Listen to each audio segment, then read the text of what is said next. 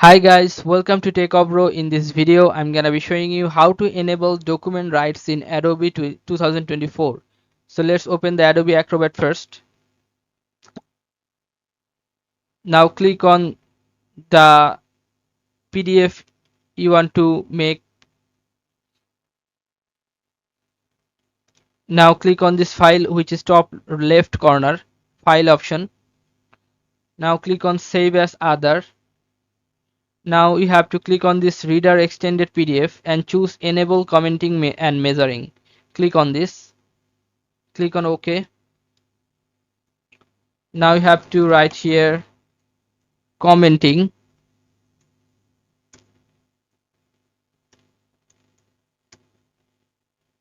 and click on save.